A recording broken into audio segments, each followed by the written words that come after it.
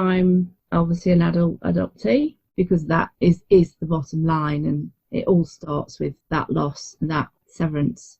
But it is loss, and that loss is felt throughout our lives. That does not go away. It's just something some people are able to navigate perhaps better than others. My instant reaction is always an adoptee-based reaction, even though that perhaps might sound a bit odd.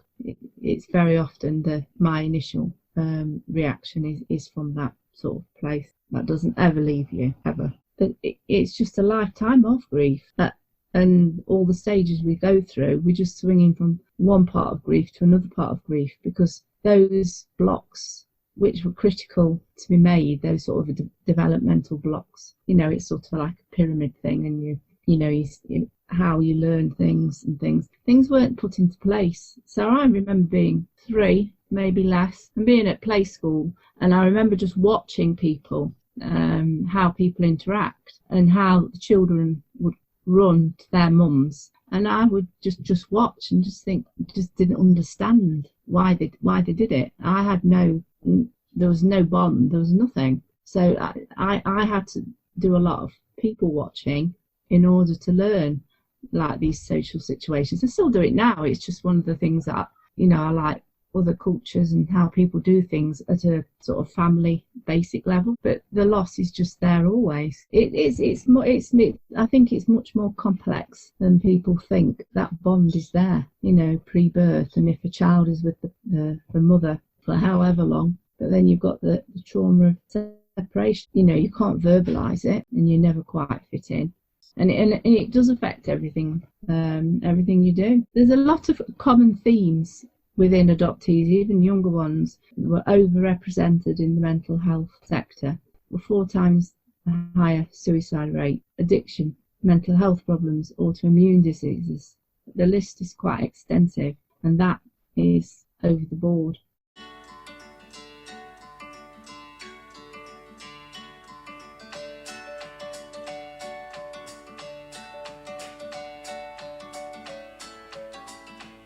I didn't like school. My adoptive parents, even though I didn't have a bond with them, that was the only people that I did have, and I didn't like being away from them at all. So I didn't like being left. I couldn't understand why I was being left. It was difficult to make friends because you're looking for the social cues all the time. You're hypervigilant, so it's much more difficult to concentrate. So it just makes everything 10 times harder. So everything you see, is a threat. So if you're constantly on high alert to everything that's a danger, it becomes a difficult way of life. But I was just very lonely. And you try and fit in, or try and be the best in the class and things like that, or else you go the other way. There's no middle ground. Coping with everything and not being ruffled at all by whatever happens is on the same spectrum as not coping with any stress at all. Is stress intolerance. It's on the same level, and there's a healthy bit that's in the middle, and I'm either one or the other.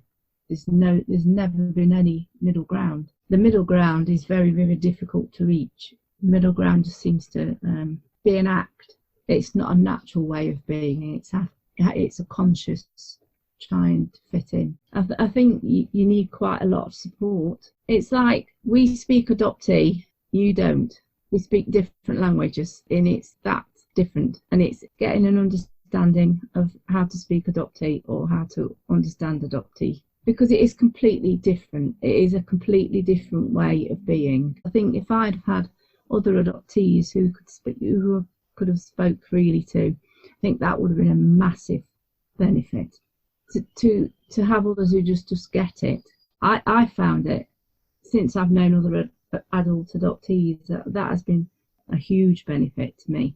Huge benefit, because I went through life for a long time thinking I was the only one who thought things and did things, and then when you find out that there's 101 other people who do the same thing, you think, my God, after all this time, it's not me. There's 101 things that can be triggers to us, and it's very difficult to manage this, because then your brain is just in fight or flight, hypervigilance all the time. And so you're in a playground, you're in a big threat area. So it's fight or it's flight.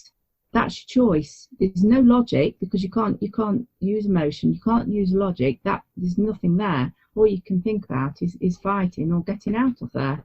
And so if you're triggered, then you have to come down from that. And even if when you know how to control it, because bearing in mind that children won't know how to control it, they won't even know what's happening. Teachers don't know what's happening. So it's got to be broken down into such small pieces and go back and back and back and back. And for people who aren't adopted, they don't have the constant fight or flight, so they are able to be logical and emotional and reason, whereas we just lose that ability in that it's gone, and then you have to come back down out of it. And so if you've been upset, say in the maths lesson, then it's playtime, and say somebody's name calling or something, so you're then just getting more and more upset, you're less able to cope, and so it's just going to cascade, snowball. I think if I'd had somebody who was there 100% and was able to talk to me and listen to me, and there was somewhere safe to go, that would have made a difference. Even in the classroom, when there's people you don't like, or that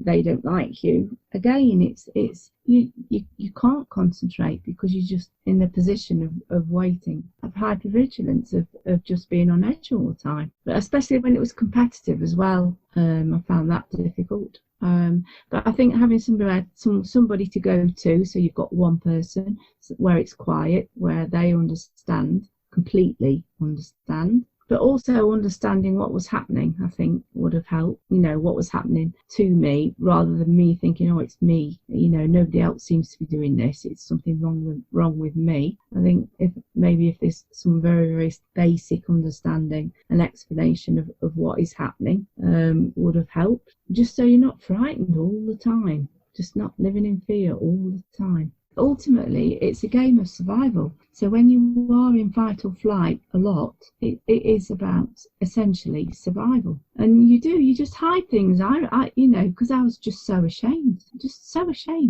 And, obviously, the worst thing that would have happened is other children knowing and saying, well, your mum and dad didn't want you.